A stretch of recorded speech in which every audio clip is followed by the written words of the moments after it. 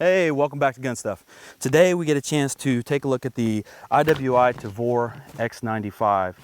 So I brought this other rifle out with us real quick just to give you a comparison of the overall length of this bullpup. The IWI Tavor is a bullpup 5.56 rifle. This is the standard length of a rifle, a regular AR rifle, 16-inch barrel with the compensator or the blast can on everything. So we just want to give you an overall length, but we'll go ahead and step in close here and we'll take a look at the overall specifics of the rifle. All right, so this is IWI's latest iteration of the Tavor. It's the X95, and they've made a few improvements over the old one. The biggest improvements probably being the trigger pack and interchangeable grips, but some of the things they've done is they've smoothed out the package a little bit, kind of flattened it off. It used to have a little ear that came down here or a little back piece that came down here. So the package itself overall is a smaller, lighter package just in the bulk of the gun itself. The butt pad, starting at the rear, the butt pad has been added to give it the added length that it needs to meet the US certifications for being at least 26 inches long. This is about 26.25 inches overall with the bird cage and the butt pad attached. So this brings it up to a legal standard. But this rubber butt pad is really nice, soft rubber, so it's going to absorb a lot of the recoil. They've moved the QD mount, so I have QD mount here and QD mount here. This is going to be your bolt release on the bottom here, so once this bolt is locked to the rear, this is going to stick out like this. Just push that in, and that's going to send your bolt home. So you have your magazine well here, and you have your ejection port here. So as you're going through the rifle, now of course this is a left-handed rifle, and I'm not left-handed. I'm not used to shooting left-handed guns, so this is going to be kind of like me trying to tie my shoes with the wrong hand or something. So it's going to be a little off kilter today, but I always like getting out and trying to push my limits anyways. Moving on down the line, you have a Picatinny rail that goes the full length of the upper here, and in the Picatinny rail you also have your pop-up sights. These are your backup iron sights. They're built into the gun. I really love this feature on any of the guns that offer it, because we all go out and we spend all this extra money on these backup iron sights. We spend extra money on red dots and all these different things that we use to shoot it. But then even when these backup iron sights are tucked down, they're still in the way. What they've done here is they've put the ear of the Picatinny rail is on here on the sight itself, so it makes it really easy to grab this and flip it up in a hurry. So all you really got to do, even if you got gloved hands, just grab a hold of that thing anywhere in this general area and rip it up, and it's going to come up. Still has your elevation adjustments here.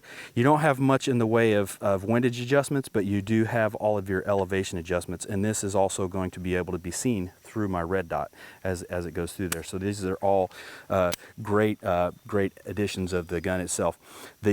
Moving on to the trigger has been lightened considerably. This is coming in like around a 7-pound trigger, and the older trigger on the older model Tavors were a lot heavier. They've really enhanced this, and there are a lot of aftermarket pieces that can go with this as well. The aftermarket trigger packs and stuff that can go in here. One of the really cool things that I like about this is called the Cutlass trigger guard, but they also have another one that just comes with the regular trigger guard. So you have this big one here, like if you're using this for building clearing or something like that, you can use this as, for defensive purposes or whatever, striking, anything like that, protects your hands. But if you don't prefer this, then you have the ability to change it out. That was one of the things that I really liked, in the fact that you can take this piece off here, you can take these out, you can make this fatter, or you can just put it to where it has a regular trigger guard and your knuckles are exposed. Another really good thing that they put on here, on this model here, is they've added the addition of these panels. So you have a little lever here, little button, push that button, and that panel will slide up, and you can take it off. Then you have access to Picatinny rails. So you don't have to buy or attach any other type of Picatinny rails on here. A lot of them nowadays, they all come with all these M-Lock and Key Mod and all these different things to where you can stick Picatinny rails all over them, but you still have to buy the Picatinny rails, you still have to buy the covers, you still have to do all that. It all comes built into the gun, so that this will just slide right over the top. Of course, if I get it on there right, this will slide right over the top, and they've made a hole in here, so this is also for your QD mount. So I have a QD mount too, if you like to run QD mounts up, your QD up front. And what that does is that allows you to be able to, as I flip this gun over here, That allows you to be able to mount any lights anywhere you want or however you like them. So if you want to have this off to the side, if you want to put a grip on the bottom, you really have all the options that you need for this. Now they sell these. This is a 16-inch barrel model to keep it legal, but then they also have these models that you can get in 13-inch. So these would be, if I would imagine if this was a 13-inch model, so it would be coming in right around here somewhere.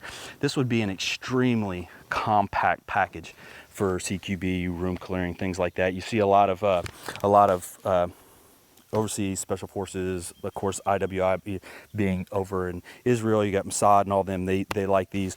So these things are just such a tight package. But what we're going to do is we're going to go ahead and go through some of this out on the range, run through a couple drills. A couple other additions on here as well is the charging handle now has a spring-loaded function here, so that it comes up here. It kicks that charging handle up out of the way, so it's not in the way when you go to do your magazine exchanges or anything like that. So they've replaced the magazine release, has been moved to basically an AR type position. So it's not necessarily all the way up where you would find your AR, but your AR mag release, but it puts it up here instead of it being in the back. So it used to be a little lever back here, and you would come back and you would hit it and the magazine would fall out. Now it's up here where the AR is, so that as I'm running this and I want to go for my reload, I can just hit it, bring it up here, and then I can do my reloads from right here. I don't have to necessarily change. I don't have to come up and hit it, rip the mag, then go. I can do it in one motion. So that's going to save you a lot of time and economy and motion. So we got this thing set up, ready to go. And if you guys want to be the witnesses to watch me try and shoot left-handed, then we're gonna get a chance to see just how well I can adapt and be able to work this thing. So we're gonna go ahead and load up and we're gonna start shooting some rounds. All right, so we're down here. We're at about 20 yards, 25 yards right now. So I'm gonna send some on the steel, then we're gonna do a little transition drills. I'm gonna work on some of the reloads, and then we'll reach out a little bit further. So I'm starting off at 25 yards.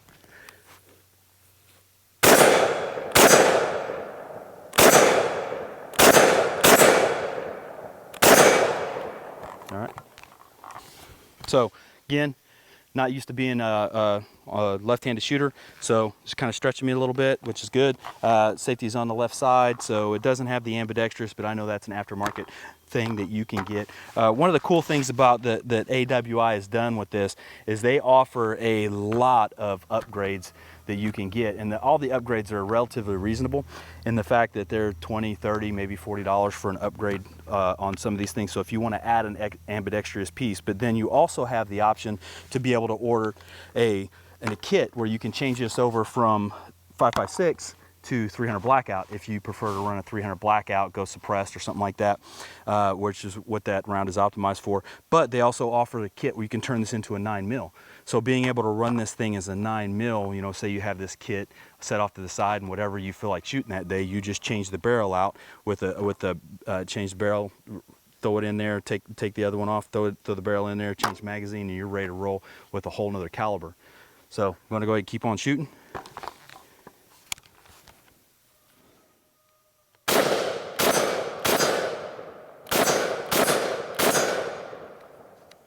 All right.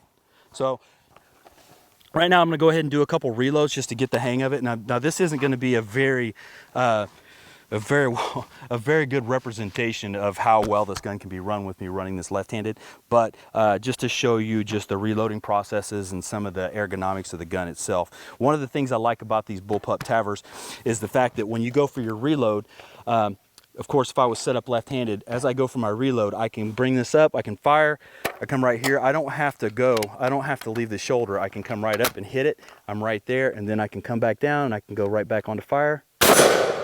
Okay, so then I can run the same drill multiple times right here. So I can come up, reload, fire.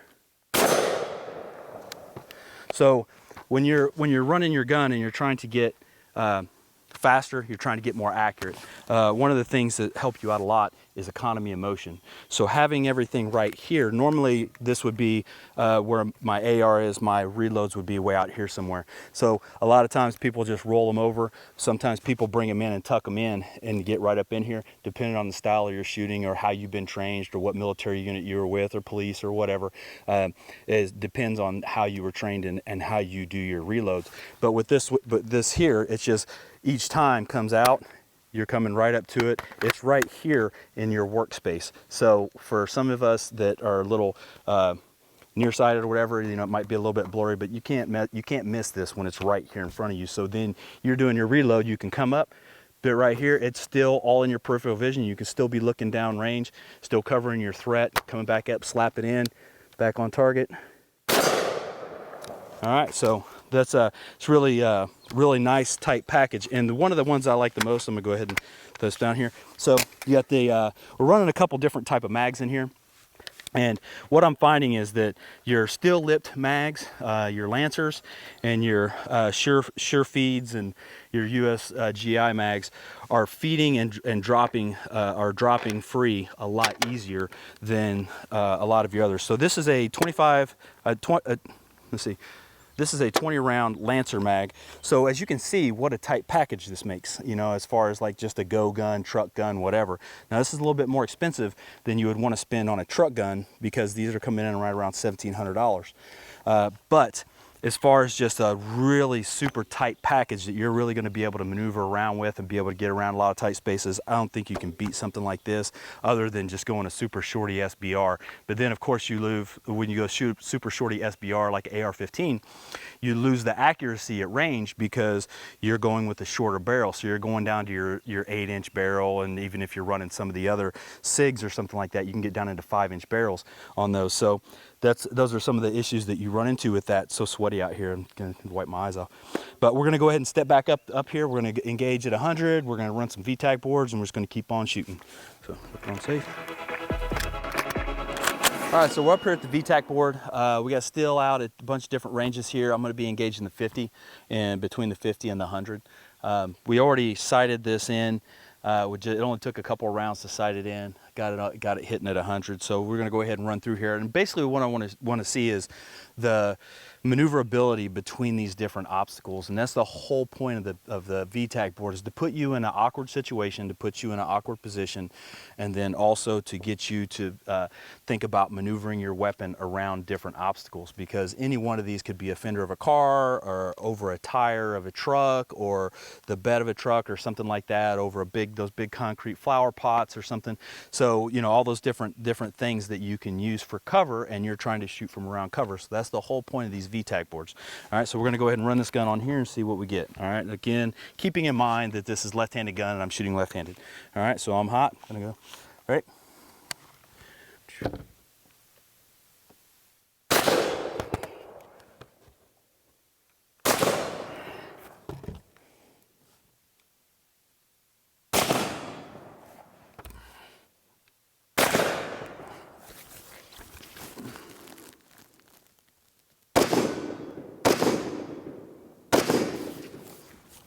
Going for the 100.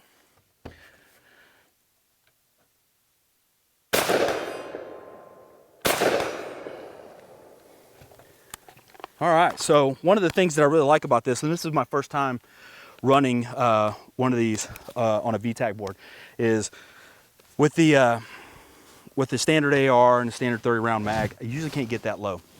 So when I hit the deck with this 20 round mag, I was able to go down and just set this right on the ground. Okay, so being able to take this and set this butt right on the ground, the pommel of the grip there, set that right on the ground. It made this thing like 100% rock solid as I was trying to engage that 50. That's why I took a couple extra shots, because it felt so good to hit the prone position with this gun. So we're gonna shoot a couple more.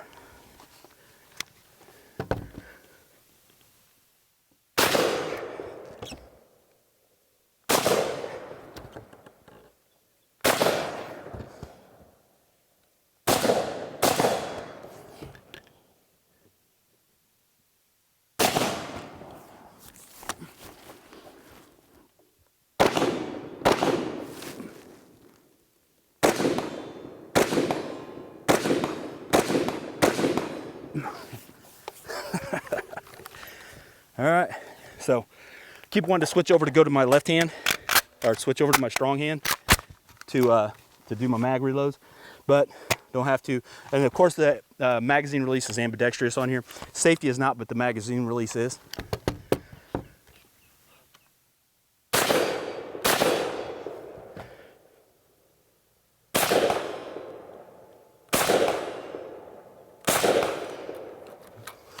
All right, so this thing is running really well on here.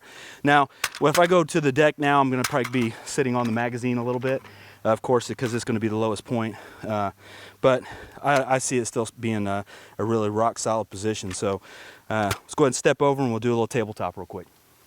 All right, so one of the things we also want to do is we'll come back here and throw this on the scale for you. But before we do that, I'm going to go ahead and shed some of this weight here. We threw this on there just because I always like to have lights and stuff on mine. So just getting the feel of running it with a few accessories. Of course, we're going to take the sling off here.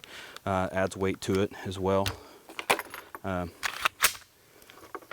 Let's set all this off to the side. So as far as the barrel, one of the things I didn't mention earlier in the video is this is a chrome line hammer forged barrel. So some people want the chrome line barrels because of the durability of them, and this has that, and this is going to be something that's going to be very durable. This gun itself is going to last for a very long time, and I'm going to go ahead and strip a couple of these things off here just to try and shed a little bit of weight. Now I do have this scope on. I guess, you know what, I'm just going to go ahead and take that off right now. All right, got all the accessories off of it. We're going to put it on the scale here. So we're sitting at 7 pounds, 11 ounces is where we're coming in at. So 7-pound battle rifle is pretty good. One of the other things that I wanted to mention also that I liked about this on the cycling and the functioning of the firearm itself is the ejection pattern. So this thing comes out and it hits this deflector here, and it's kicking these things pretty much in a general forward direction. So they're kind of flying out to, you know, left and to the front.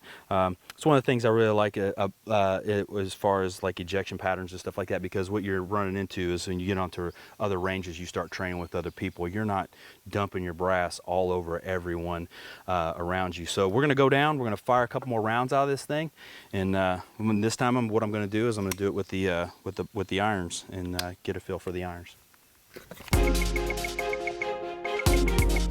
One thing I just wanted to test out real quick and just see, just for general giggles, is this thing is so well balanced and feels so good in your hand. I just wanted to try this out. Take it off safe.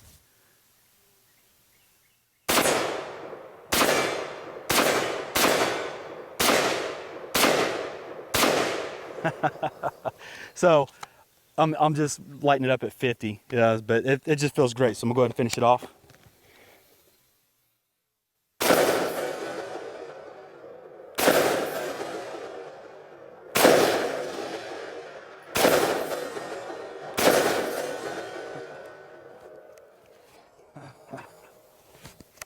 We'll see you next time on Gun Stuff.